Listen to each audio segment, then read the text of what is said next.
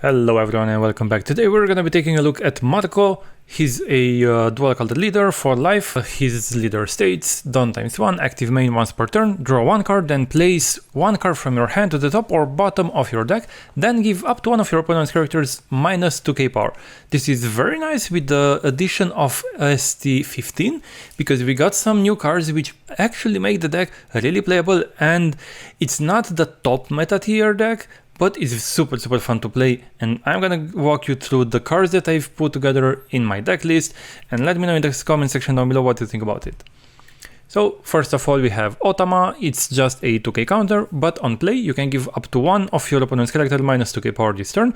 This helps combined with the leader ability and some other events that you'll see later on in the tutorial to lower the power of a high cost character so that you can actually KO it. Then we have Newgate, 9 cost 10k. On play, up to one of your leader gains 2k power until the start of your next turn. This makes your leader more bulky, and especially against the Flamingo it's very easy to protect yourself, because it makes swings into your leader way more complicated, as they need to commit at least 2 dawns in order to swing into your life.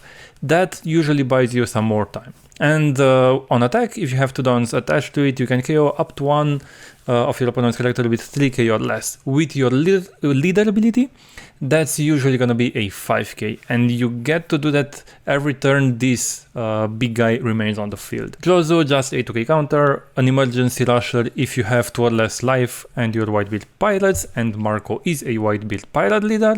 Then we have Podcast the Ace, 7 cost 7k. Why this is really nice in the deck, but I only kept it at 2 because I feel like more is not needed, is because on play you can give up to 2 of your opponent's characters minus 3k power.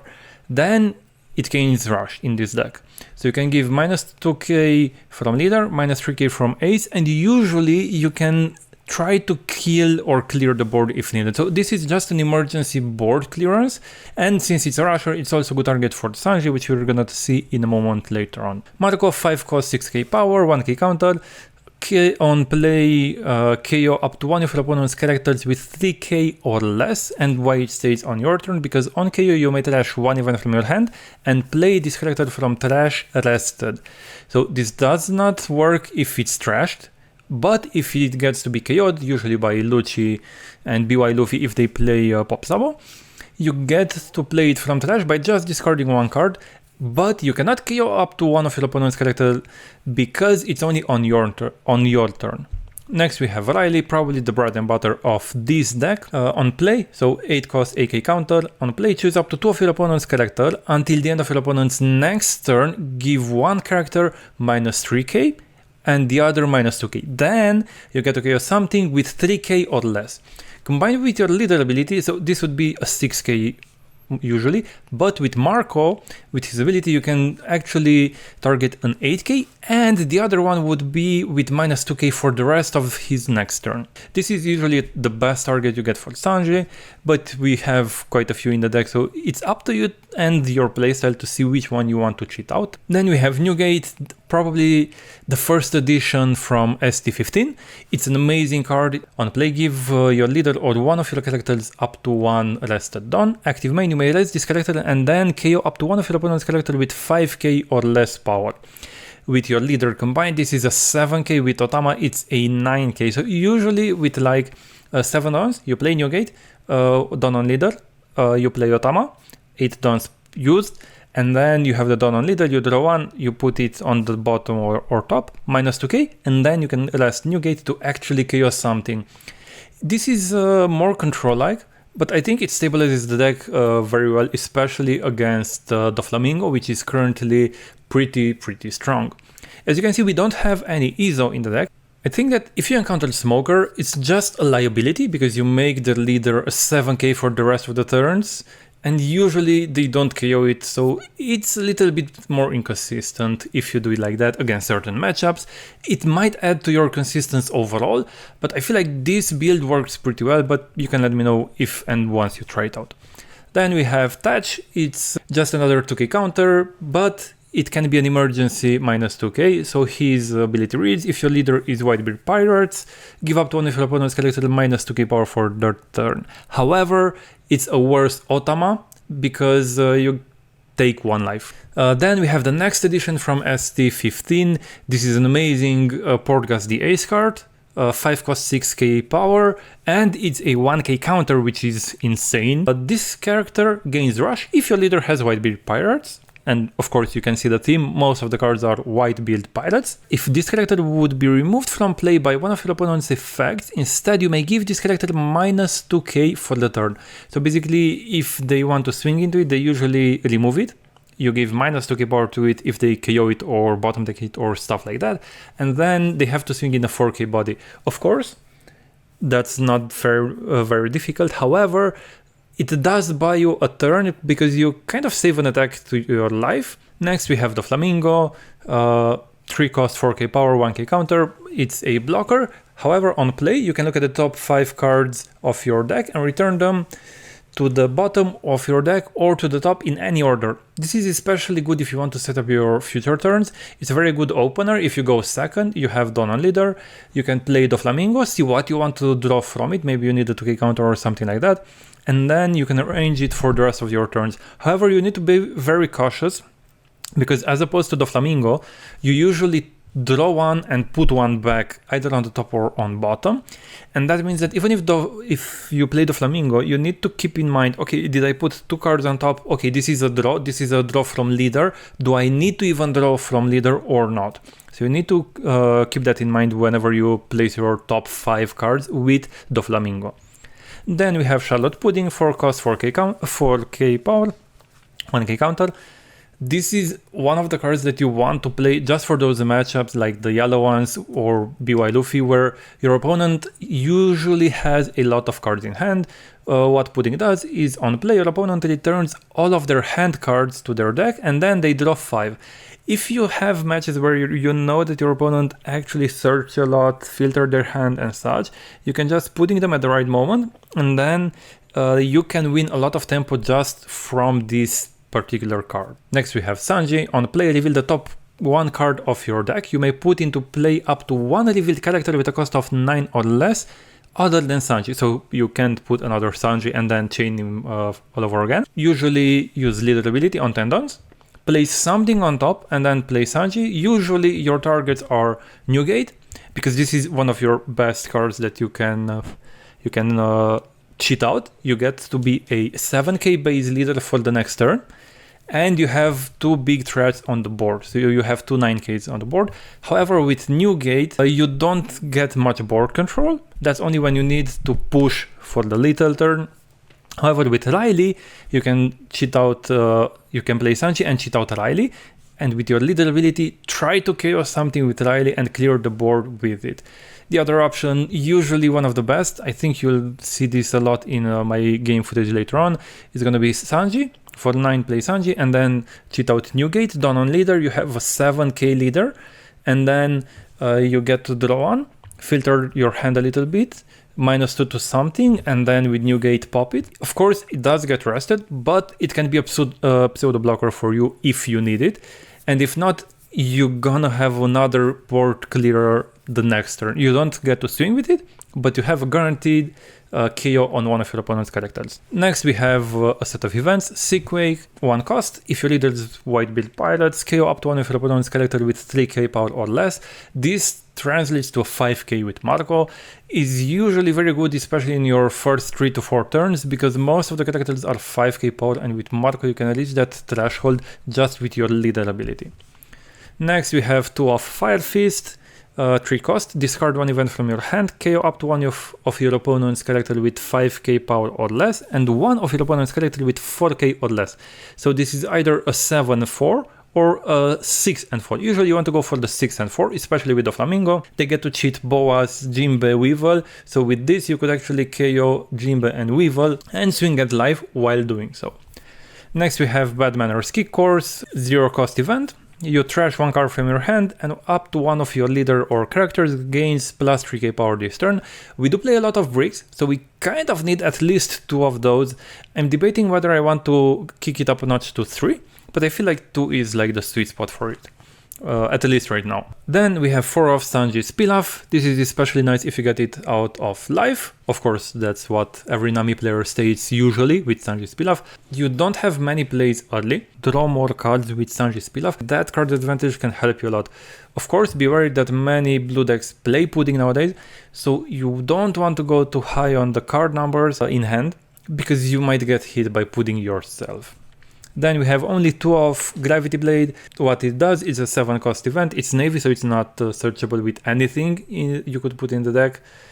However, it places up to 2 cost 6 or less characters to the bottom of the owner's deck. The best part is that Jozu is played a lot in Doflamingo, but so does any other 4 cost. So if they play Jozu, you can bottom deck that one and maybe a Boa that could be easier to fetch from a 4 cost Moria from trash to play on other turns. So this is just your board control, so to say.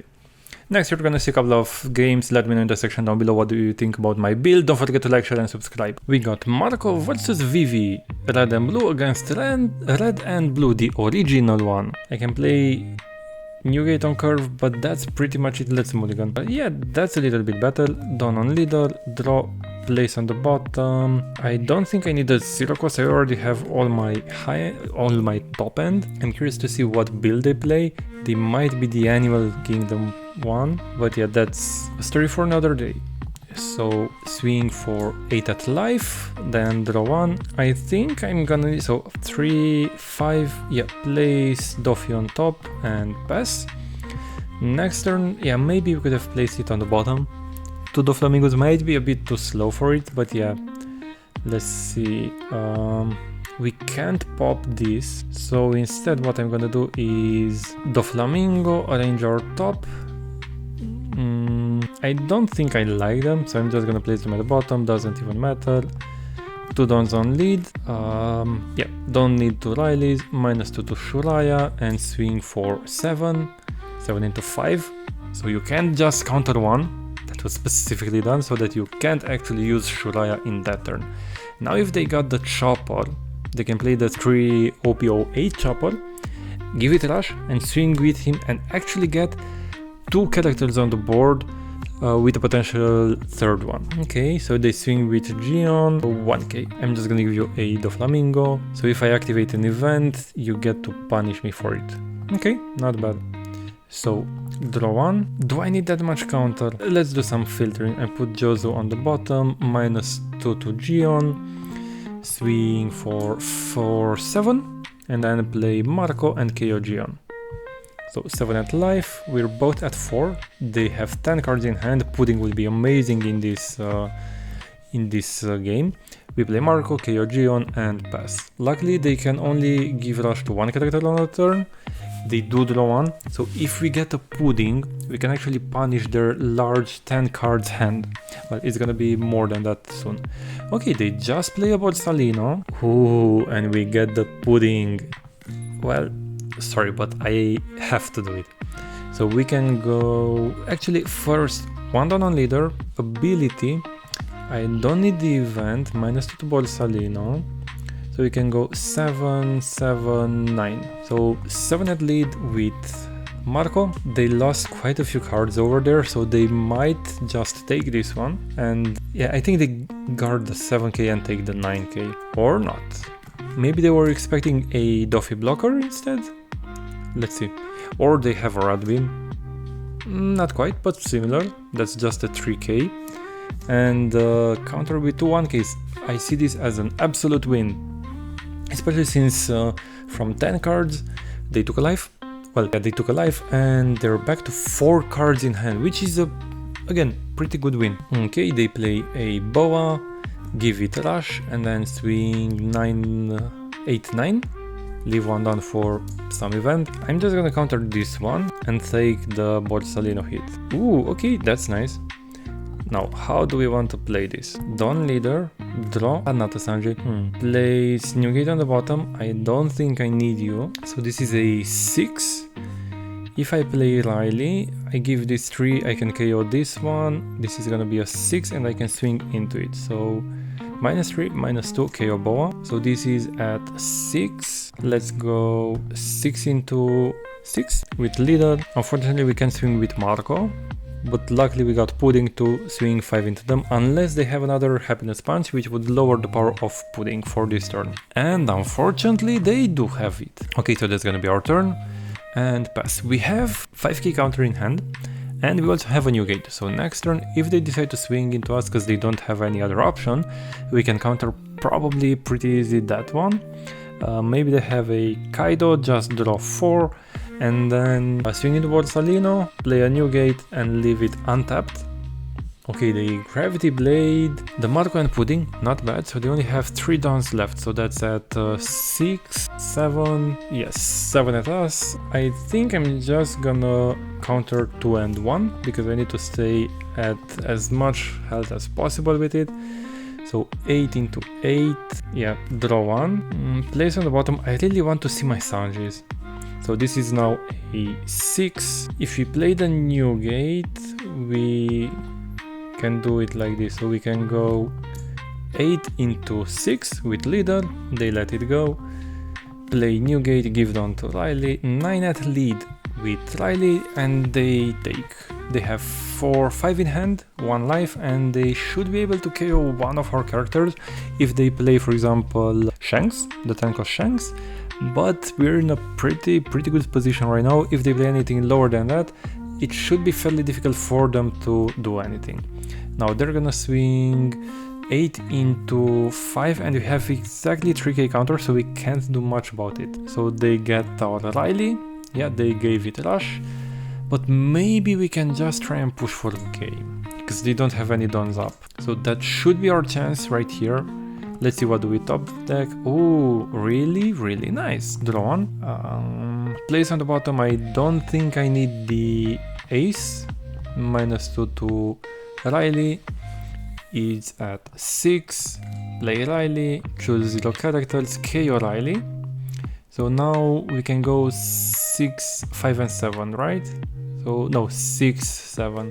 Yeah, I think it's better to just go 6 and 7. We don't need to keep a Dawn up for anything, because we don't play Red Beams and any counter events of sorts.